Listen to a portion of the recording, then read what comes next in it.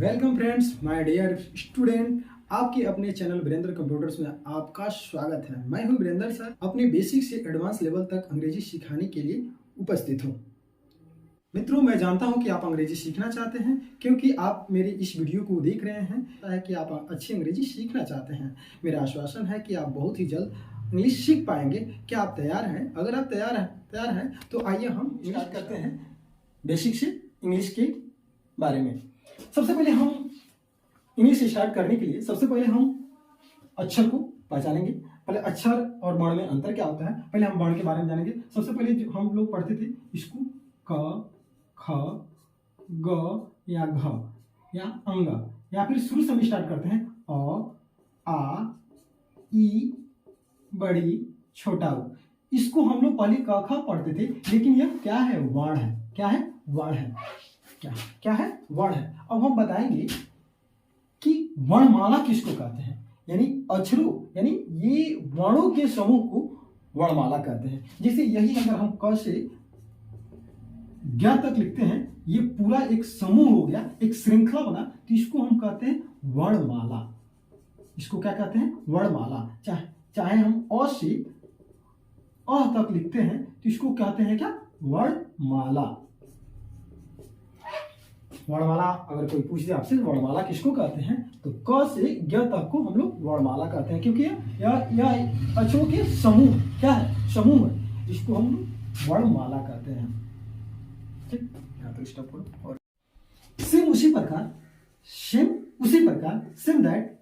उसी प्रकार A B C D, यह क्या है? यह लेटर है। क्या है? इसको लेटर कहते हैं। इसको हिंदी में वर्ण कहते हैं और इंग्लिश में लेटर कहते हैं।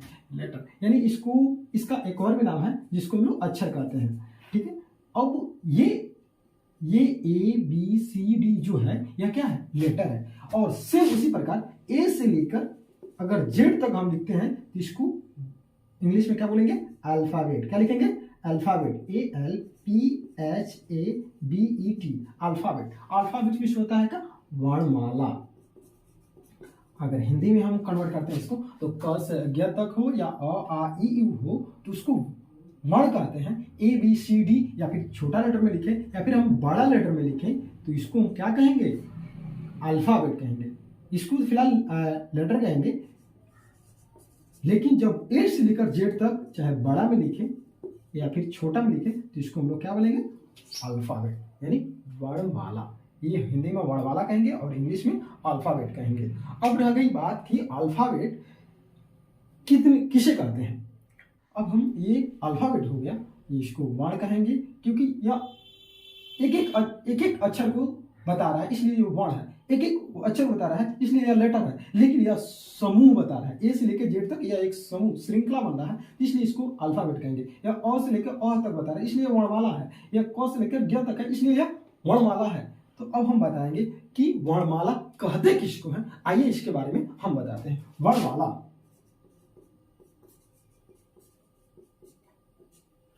26 अक्षर के सुनिश्चित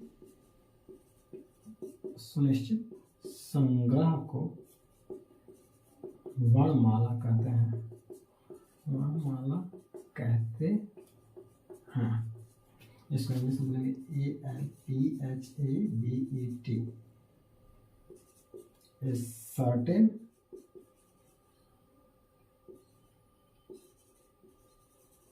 combination 26 letters is called alphabet.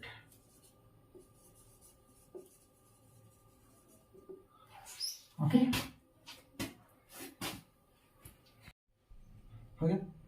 A certain combination 26 letter, a certain combination एक सुनिश्चित संग्रह 26 लेटर्स। 26 लेटर्स किसमें आते हैं? इंग्लिश में आते हैं। किसमें आते हैं? इंग्लिश में। In English a certain combination 26 letter in English is called alphabet।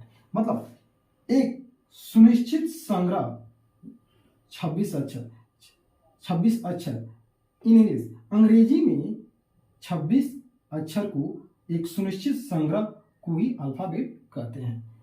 ध्यान से आप पढ़िएगा। 26 अक्षर के सुनिश्चित संग्रह को ही हम वर्णमाला कहते हैं। अंग्रेजी में 26 अक्षर के सुनिश्चित संग्रह को ही हम क्या कहते हैं? वर्णमाला कहते हैं। यानी ए से लेकर जेड तक जो होता है जेड, इसी सब इसका भी मीनिंग बनता है और इसका भी मीनिंग बनता है, लेकिन किससे बनता है? ये 26 लेटर से ही बनता है। ये 26 से क्या है? अल्फाबेट है। क्या है? अल्फाबेट से ही हमारा क्या बनता है? वर्णमाला तैयार होता है। ओके, अब हम बताएंगे आपको कि वर्णमाला कितने प्रकार के होते हैं। तो वर्णमाला 2 प्रकार के होते हैं। कितने प्रकार के होते हैं? 2 प्रकार के होते हैं। ALPHABET alphabet. अल्फाबेट फर्स्ट हमारा आएगा वॉवेल। ये हो जाएगा कॉन्सोनेंट। कॉन्सोनेंट मीन्स होता है व्यंजन और वॉवेल मीन्स होता है स्वर। अब हमारा स्वर 2 प्रकार का होता है, एक मेन वॉवेल और दूसरा सेमी वॉवेल।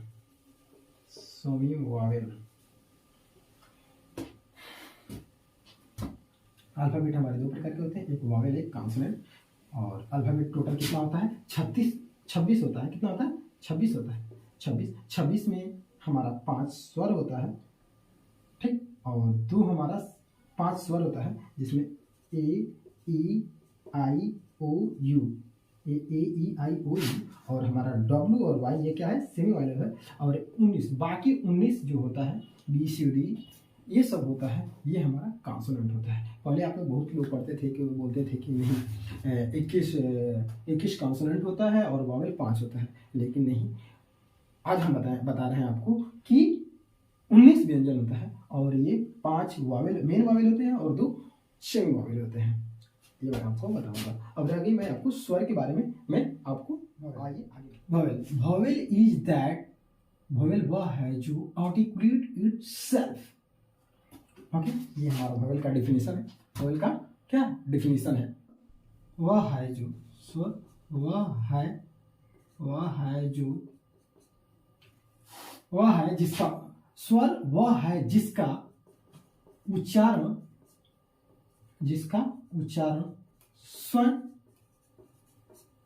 स्वर से ही किया जाता है, स्वर से ही की जाती है, उसे स्वर कहते हैं।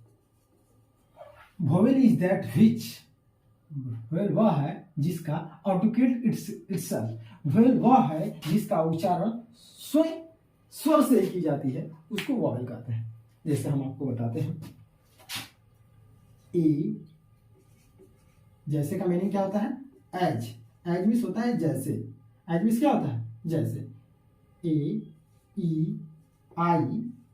और U, ये हमारा ए, और E-I यानी आधन यानी आई हो गया। जैसे कि ए क्या है? वॉवेल है। ई क्या है? वॉवेल है। यानी आ से क्या होता है? ई भी वॉवेल है और ई भी वॉवेल है। यानी स्वर वह है जिसका उच्चारण क्या होगा? स्वर से ही की जाती है। यानी A-E-I-O-U ये क्या है? हमारा वॉवेल है।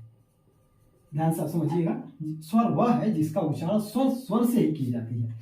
जैसे A-E-I-O-U हो गया। ए का हम हिंदी में लिखेंगे ए, यानी ए वॉवेल है। ई ऐसे ई भी, ई को ई बोलते हैं, और आई है, आ प्लस ई है, मिलकर बना ए ई, यानी ई भी क्या है? दोनों क्या है? वॉवेल ही है। अब हम स्टार्ट करेंगे कॉन्सोनेंट। अब हम आपको स्टार्ट करने जा रहे हैं वॉवेल। वॉवेल को अब बहुत अच्छे तरीके से समझ में आ गया। स्वर वह है जिसका उच्चारण स्वर से ही की जाती है। अब हम स्टार्ट करते हैं कॉन्सोनेंट। कॉन्सोनेंट का मीनिंग होता है CONSONANT। कॉन्सोनेंट मीन्स होता है क्या? व्यंजन। कॉन्सोनेंट मीन्स क्या होता है? व्यंजन। इसका परिभाषा लिखते हैं कि consonant is that articulate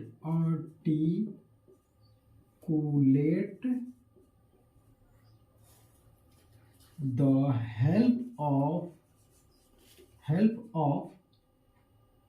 vowel। व्यंजन वह है वह है जिसका उच्चारण स्वर की सहायता से की जाती है, स्वर की सहायता से की जाती है, सहायता से की जाती है।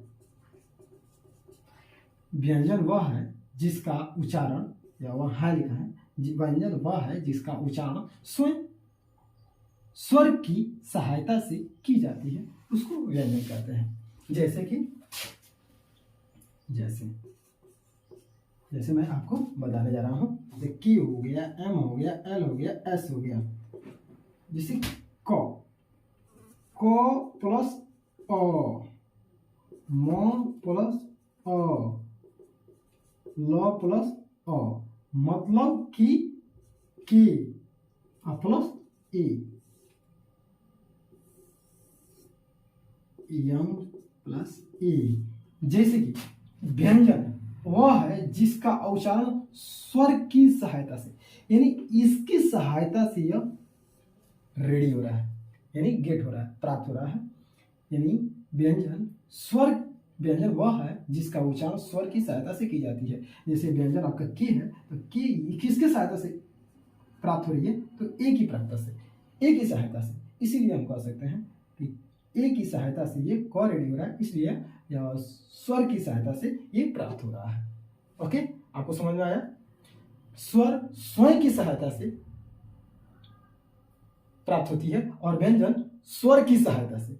स्वयं और स्वर की सहायता, यानी स्वर हो गया यानी खुद से, और व्यंजन स्वर की सहायता से, यानी जो ए आई ओ यू की सहायता से यह तैयार होता है, इसलिए यह व्यंजन कहलाता है। और वल स्वर जो है वह स्वयं खुद से उच्चारण की जाती है, उसको स्वर कहते हैं। ओके, अगर आपको समझ में आ गया है तो मैं यह चैप्टर यहीं पर क्लोज होती है। फिर हम आपको नेक्स्ट वीडियो में बताऊंगा कि लेटर, और वर्ड के बारे में हम आपको नेक्स्ट वीडियो में बताऊंगा। और अगर आपको ये वीडियो अच्छा लगा हो तो इस वीडियो को लाइक, शेयर और सब्सक्राइब जरूर करिएगा, ताकि मैं नेक्स्ट वीडियो में आपको जरूर कुछ लेकर आऊंगा, जैसे लेटर और वर्ड के बारे में ऐसी चीज बताऊंगा, ताकि आपको इसी के आधार पर रहेगा ये, और आपको समझ में बहुत जल्द ही आएगा। ये मेरा चैप्टर, आज का चैप्टर मेरा आज कंप्लीट होता है। फिर मैं आपको नेक्स्ट वीडियो में बताऊंगा लेटर और वर्ड के बारे में। लेटर और वर्ड के वीडियो के बारे में जानने के लिए आप इसी तरह की वीडियो, आप इस वीडियो को देखिए, और फिर अगले वीडियो का आप इंतजार करिए। मैं आपको फिर लेकर आऊंगा अपने नए अंदाज में ही लेटर और वर्ड के बारे में। धन्यवाद।